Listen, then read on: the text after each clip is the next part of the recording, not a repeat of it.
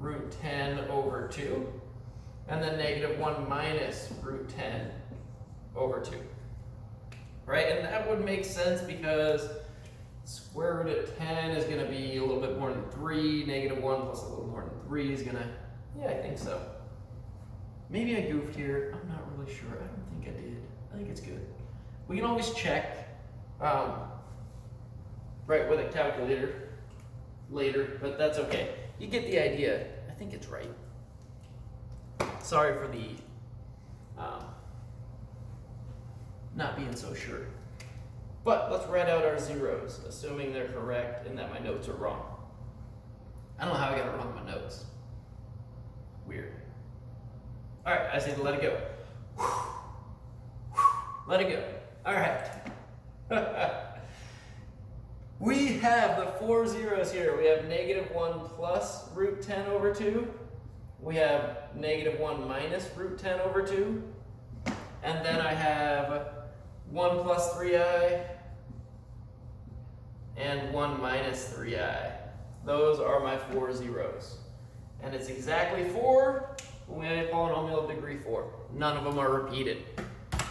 All right, we've got 2 more examples to do, and that will be all for the lesson, for the video. And these 2 examples are directly related to each other, and they will be quicker than the last 2 examples were. So thanks for hanging in there and watching this far. And here, well, I'm just going to keep erasing.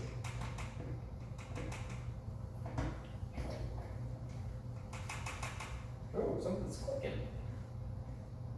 Ah, I found my goof. No, I didn't. I didn't find my goof. Sorry. I just replayed how silly that was in my head. All right. So let's say we are given the zeros of a polynomial function and want to find the equation for the polynomial function. So we're going to do 2 examples of this. One of them where we're just given some zeros, we're going to find a function. And the other one we're given the degree, the zeros, and a point. And we're going to find the equation for the function. And sorry, we're given the degree in both of them. So here, for the first example, we have degree 4, degree or 4th degree, so degree 4 polynomial, real coefficients, and it has the zeros of negative 1, and 3i. So we look at this and we're like, it's a 4th degree polynomial. The degree is 4. So how many zeros do we need? That's right, we need 4 of them. We only have 3 of them. One of them is an imaginary number, 3i. That means if I have one that has an imaginary part, it's not 0, it's like 3i or 4 plus 3i, its complex conjugate must also be a 0. So the other 0 is the complex conjugate of 3i, which is just negative 3i. Because this is like 0 plus 3i, and this would be 0 minus 3i. So those are conjugates of each other. Complex conjugates, sorry. So now to write the polynomial function, say each of these corresponds to a factor. X plus 1 for negative 1, x plus 1 for negative 1. We have x minus 3i for 3i, and x plus 3i for negative 3i. I can multiply these 2 together to get x squared plus 2x plus 1. Right, x times x plus x, 2x, 1 and 1, 1. And then here, I get, hey, these are complex conjugates. I know it's going to be a squared plus b squared, so x squared plus 9. Right, or you could draw it out and multiply out the factor box, or the multiply box. Now I need to multiply these 2, and I am going to draw out my multiplication box for this, because I tried some of these problems earlier, and I totally goofed on them, because I didn't draw out my box to keep everything organized. So I recommend drawing out the box. I might even goof here anyway. So now I have these 2 factors, multiply them together to get a degree 4 polynomial with real coefficients. And in general, asking for the expanded form of these polynomials. I don't know if WebAssign will accept the factored form like this. Might be worth a shot. I mean, you get 5 attempts for each problem. So you could try just putting this in, see if it works. If it doesn't, then multiply it all the way out. So to multiply it out, I go x squared plus 2x plus 1 times x squared plus 9, and just multiply each piece. And sorry, it's always a good idea to multiply your pieces with imaginary parts first, and multiply the ones with the real parts, and then multiply the product together. Because multiplying the pieces with the complex conjugates will get rid of the imaginary parts. So bye, imaginary parts, and you can come back to this. All right, so 2x to the third, x squared, multiply here, 9x squared, 18x, and a 9. Combine all the like terms here, and we get our answer. And this is a polynomial with these zeros. So here I'm going to write f of x equals x to the fourth, and then 2 plus 9, we add these. Oh, no, that's an x to the third, sorry.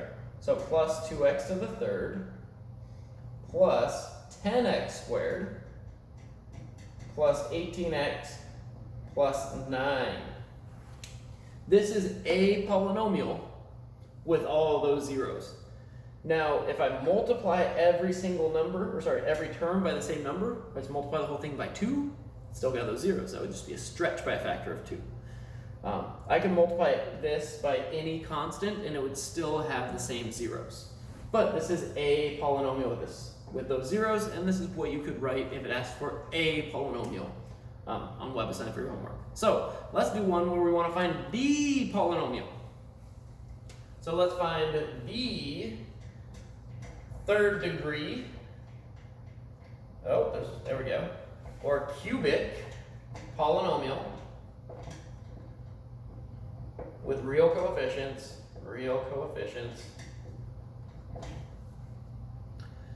that has zeros of 2 and 1 minus I. Ooh, and f of 1 equals 3. That's an important piece of information. We can't find the polynomial without at least 1 point. Okay, think about it. How would you do this? Actually, go ahead and pause the video and try this one. It's just like this one more step, but try to at least get here on your own. So go ahead and pause it, and then we'll do it together when you unpause. Or I'll do it, and you'll take notes, I guess, when you unpause. So hopefully you've unpaused now, and we're like, Mr. Ray, stop talking about unpausing. I unpaused already. Or maybe you're just sitting there and never paused, and like, just get on with it. Either way, let's get on with it. We know it's a third degree polynomial. That means it has to have exactly 3 zeros in the complex number system, right? That's that corollary of the fundamental theorem of algebra. Well, we've got this 2 as a 0, and the 1 minus I has an imaginary part, right? It's a complex number that's not just a real number. So its complex conjugate must also be a 0. So our function f is going to equal, f of x, let me put the parenthesis of x in there. So f of x is going to equal, in this case, it'll be some constant times x minus 2, right there, and then times x minus parenthesis 1 minus I, and then times x minus parenthesis 1 plus I. We're putting this a here because we don't know what the stretch or shrink is. We're going to find that stretch or shrink by using this f of 1 equals 3 later. First, let's simplify it. Or not simplify, let's expand this, multiply it out, and get like a times polynomial. And then we can solve for the a value. All right, first thing we're going to do is we're going to multiply out the pieces with the imaginary parts. So remember, this is like x minus 1 plus I times x minus 1 minus I. So it's x minus 1 squared, because these are complex conjugates, x minus 1 squared, and then plus is going to be 1, plus 1. Or you could draw out your big box, right, with the 3 pieces, x minus 1 minus I, x minus 1 plus I, All right, you get x squared minus x minus x. Oh my goodness, yeah, plus 1. This will be a plus 1 because you get I times I is -1, and the negative makes it a plus. And then here we get an I, here we get a negative I, here we get an ix, here we get a negative ix. Boom, boom, boom, boom. And this gives us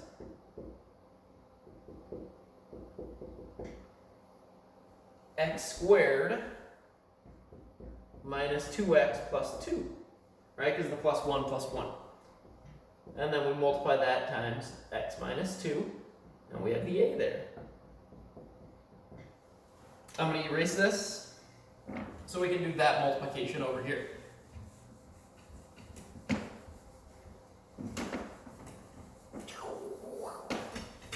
All right. So we're going to multiply this out, x minus 2 times x squared minus 2x plus 2. I like the rectangle diagram for this because I always goof up and miss something. So x squared minus 2x plus 2, x minus 2. You could just multiply the x through, multiply the negative 2 in binary terms. You could do that.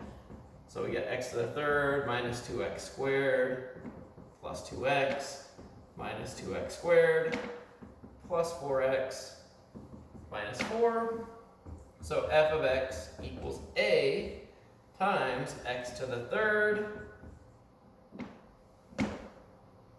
minus 4x squared, because we get negative 2x squared, so minus 4x squared, and then plus 6x minus 4. Almost there. Almost there. Now we're going to use this last bit of information. F of 1 equals 3 means x equals 1, y equals 3. It's that point, 1 comma 3. So what I'm going to do is I'm going to replace the f of x with a 3, and I'm going to replace the x's with 1's. So I get 1 to the third minus 4 times 1 squared plus 6 times 1 minus 4, or 3 equals a times 1 minus 4 plus 6 minus 4. Well, that's a negative 8, that's a 7, that gives us negative 1, right? 3 equals a times negative 1. I'm just going to double check that. Yeah. So I divide by negative 1, or multiply by negative 1, either way. And I get a equals negative 3. Almost there. So our answer is, when we're going to write this, I'll write it right here. F of x equals, I'm going to replace this a with a negative 3, and I'm going to distribute it to each term. So it's negative 3x to the third plus 12x squared minus 18x plus, nope, not plus 24, because 3 times 4 is 12, plus 12. That would be our answer for this problem. Whew, thank you for making it all the way through the video. I feel like it went a little bit long this time, but you're awesome. And this is the last thing for our midterm. So the midterm is going to be on 10/20, 10/21. You're going to get 2 days for it. It's going to be on web assigned. You're just going to get 2 attempts per problem, not 5. And it's going to cover everything up through 2.5. So you should be able to do the homework now, and make sure you use my office hour time to ask questions so that you're ready to go for that midterm on October 20th, October 21st. All right, have a wonderful day, and thank you for watching.